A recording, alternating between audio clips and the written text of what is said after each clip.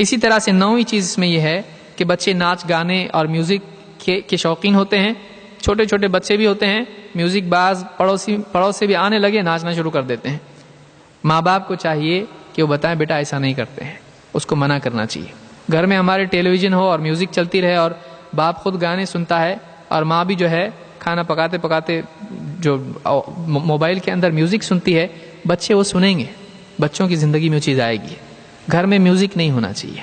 گھر میں میوزک، آج تو حال یہ ہے کہ لوگ موبائل میں میوزک رکھے ہوئے مسجدوں میں میوزک بجتی ہے. میوزک نہیں ہونا چاہیے. بچوں کو ناچ گانے سے بچایا جائے. خاص طور سے اسکول میں بھی ہوتا ہے. گھر میں باپ دیندار ہے، بچہ اور بچی بھی خود تنگ کپڑے پہن کر اسکول کے فنکشن میں ناچ رہی ہے. آپ بتائیے کیسے ہو سکتا ہے؟ یہ بچوں کو بگاڑنا ہے. تو ہم ایسے کسی فنکشن میں اپنے بچوں کو شریک نہ ہونے دے. ماں باپ دھیان بھی نہیں دیتے ہیں کیا ہو رہا، بچہ جا رہا ہے، سب کر رہا ہے غلط کام. ہم کو منع کرنا چاہیے. اللہ کے نبی صلی اللہ علیہ وسلم فرماتے ہیں صوتان ملعونان فی الدنیا والآخرہ مزمار عند نعمت ورنۃ عند مصیبت. آپ نے فرمایا 2 آوازیں دنیا اور آخرت میں ملعون ہیں، لعنت کی حقدار ہیں. ایک وہ میوزک، موسیقی جو نعمت کے وقت، خوشی کے وقت لوگ میوزک بجانا شروع کریں، اور دوسری وہ ماتم کی آواز جو مصیبت کے وقت ہو. یہ دونوں آوازیں اللہ کو پسند نہیں ہیں، ان پر لعنت ہے. خوشی کے وقت میوزک اور غم کے وقت ماتم، دونوں آوازیں اللہ کو پسند نہیں ہیں. یہ بازار کی روایت ہے اور یہ روایت حسن درجے کی ہے. اسی طرح سے 10ویں چیز جو ہے فحاشی اور وائلنس، جو ٹی وی کی شکل میں ہمارے گھروں کا حصہ بنا ہوا ہے. یہ ایسے مکڑی کے جالیں جو اچھی جھاڑو سے نہیں نکلتے ہیں. یہ بہت بڑی مصیبت ہے. ماں باپ جو ہیں، بچے ماں اور باپ نے نیوز کے لیے لایا، اب گھر میں نیوز کے لیے رکھ دیا. اب وہ کب نیوز دیکھتا ہے، اس کو بیچارے کو ٹائم ٹھیک سے ملتا بھی نہیں ہے. لیکن دن بھر بیوی بھی دیکھتی ہے گھر کے اوپر ٹیلی ویژن میں بہت سارے سیریلز اور نہ جانے فلمیں اور کیا، اور پھر بچہ بھی آتا ہے وہ بھی ٹی وی لے کے بیٹھ جاتا ہے. کبھی مار پیٹ ہو رہی ہے اس کے اندر، کبھی قتل ہو رہا ہے، کبھی بے حیائی اس میں آ رہی ہے. لڑکی دیکھ رہی ہے، لڑکا دیکھ رہا ہے، سب فیملی مل کے دیکھ رہی ہے.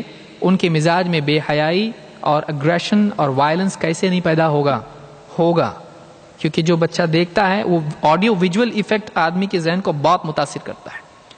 تو یہ ساری چیزیں، اور اس میں جو رول ماڈل دکھائے جاتے ہیں بچہ ویسی بننے کی کوشش کرے گا. آپ ان کے سامنے ابو بکر، آپ نے سنا ان کے سامنے ابو بکر رضی اللہ تعالیٰ عنہ، حضرت عمر بن خطاب، حضرت عثمان رضی اللہ عنہ، حضرت علی اور باقی صحابہ ہیں، آپ ان کو رول ماڈل کے طور پر پیش کر رہے نہیں ان کے سامنے. لیکن آپ ٹی وی اس کو دے دیو. آپ نے سارے اسپورٹس مین، سارے فلم سٹار اور نہ جانے کتنے بے حیا قسم کے لوگ، بے غیرت لوگ، ان سب کو دیکھ رہا ہے، وہ ویسا بننے کی کوشش کرے گا. ٹیلی ویژن سے اپنے بچوں کو بچائیں. کمپیوٹر پہ آپ ان کو ایجوکیشنل پروگرام دکھائیں، کوئی مسئلہ نہیں. ایسے سائنٹیفک چیزیں جو آپ کے بچے کے لیے مفید ہوں آپ بتائیں. لیکن گانا اور فلمیں اور اس طرح کی بےہودہ چیزیں آپ ان کو نہ دکھائیں. اللہ کے نبی صلی اللہ علیہ وسلم فرماتے ہیں العین تزنی والقلب یزنی فزن العین النظر وزن القلب التمنی. نگاہ بھی زنا کرتی ہے اور دل بھی زنا کرتا ہے. زنا جس کو آپ اڈالٹری کہیں، یہ جو چیز ہے نگاہ سے بھی ہوتا ہے اور دل سے بھی ہوتا ہے.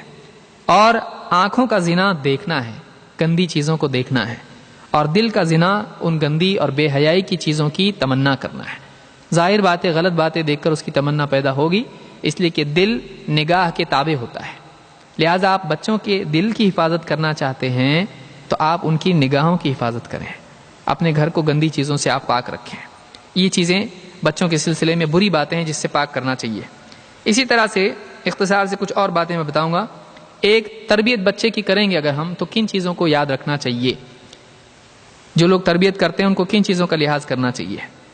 نمبر 1، تعلیم میں آسانی اور رغبت پیدا کریں. آپ پٹائی کر کے پڑھا رہے ہیں اس کو، آپ نے خوب پیٹا اس کو، کہیں پڑھ. اب آپ نے اپنے عمل سے اس علم سے نفرت اس کو پیدا کر دی کہ میں اس کی وجہ سے پٹا ہوں تو یہ اصل مجرم ہے. تو دین کا جو علم ہے، اگر آپ پٹائی کے ساتھ میں اس کو پڑھا رہے ہیں کا مطلب آپ ایک نیگیٹو فیلنگ اور دین کا علم دونوں کے اندر ہمیشہ ہمیشہ ہمیشہ جوڑ پیدا کر رہے ہیں. تو جب بھی دین کے علم کا معاملہ آئے گا وہ نیگیٹو فیلنگ اس کی پیدا ہوگی. اس پہ کئی ایکسپیریمنٹس کیے ہیں سائیکالوجسٹ نے، چوہوں کے اوپر اور انسانوں کے اوپر، نہ جانے کس کے اوپر. انہوں نے بتایا کہ اگر ایک ریاکشن، ایک شاک دیا جائے چوہے کو اور پھر اس کے ساتھ میں ایک ٹریٹمنٹ اس کی جائے ریپیٹ اس کو کیا جائے بار بار تو پھر وہ اس شوق کے بغیر وہ ایسا کرنے لگتا ہے. تو بچوں کو آپ ایک ایموشن ان کا پیدا کر رہے ہیں مار پیٹ کے پھر پڑھو بول رہے ہیں ان کو, تو یہ اس علم سے ان کو نفرت ہوگی. یا اتنا مشکل بنا کر دین کی باتیں اس کے سامنے پیش کر رہے ہو کہ وہ سمجھ نہیں پائے گا. جیسے بچوں کا کہنا تو گناہ کرے گا نا اللہ جہنم میں ڈال دے گا تجھ کو, پہلے سے اللہ کے بارے میں ٹینشن پیدا کر دیا اس کو. بجائے اس کے آپ کہیں تو اچھے کام کرے گا نا اللہ بہت انعام دے گا تجھ کو. کیا دے گا؟ حور دے گا. اس کو حور بتانے کی ضرورت نہیں ہے. اس کو آپ کیا کہیں گے؟ آپ بتائیں اس کو اللہ اچھی کھانے کی چیزیں دے گا, اچھا لباس دے گا, اچھا گھر دے گا. اس کی جو ذہنیت ہے اس کے اعتبار سے آپ بتائیں. ماں باپ بعض اوقات الٹی سیدھی بچوں کو بتاتے ہیں اور اس سے کنفیوژن پیدا ہو جاتا ہے, اس کو اور بھی کنفیوژن پیدا ہوتا ہے. تو آپ وہ چیزیں اس کو سکھائیں جو اس کی ذہن میں آنے جیسی ہیں. لہٰذا اللہ کے نبی صلی اللہ علیہ وسلم فرماتے ہیں یسروا ولا تعسروا وبشروا ولا تنفروا. یہ حدیث بخاری مسلم میں ہے. دو باتیں بچوں کی تعلیم میں یاد رکھنا چاہیے, تیسیر اور تبشیر. بچوں کو جو بھی بات آپ سمجھائیں آسان کر کے سمجھائیں. ایک.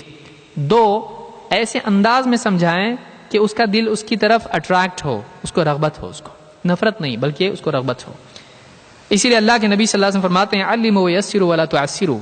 سکھاؤ, علم سکھاؤ اور آسان کرو, مشکل مت بناؤ. وَإِذَا غَضِبَ أَحَدُكُمْ فَلْيَسْكُتْ. اور جب تم میں سے کسی کو غصہ آئے چپ ہو جائے. آپ بچے کو بعض اوقات ہوتا ہے ایسا, بہت محبت اور ارمان سے بچے کو سکھا رہے ہیں, اب بچہ اس کو پڑھنے کا انا اعطیناک الکوثر, وہ کچھ کا کچھ پڑھ رہا ہے, ایک بار دو بار, اب اس کا برداشت نہیں ہو رہا, خوب دھلائی کی, مذاق کرتا ہے میرے ساتھ, اس کو نہیں آ رہا ہے پڑھنے, اس کو نہیں آ رہا ہے, وہ مذاق نہیں کر رہا ہے, اب اس کو غصہ آ رہا ہے. تو غصہ جب آپ کو آئے بچے کو پڑھاتے وقت میں آپ برداشت کریں.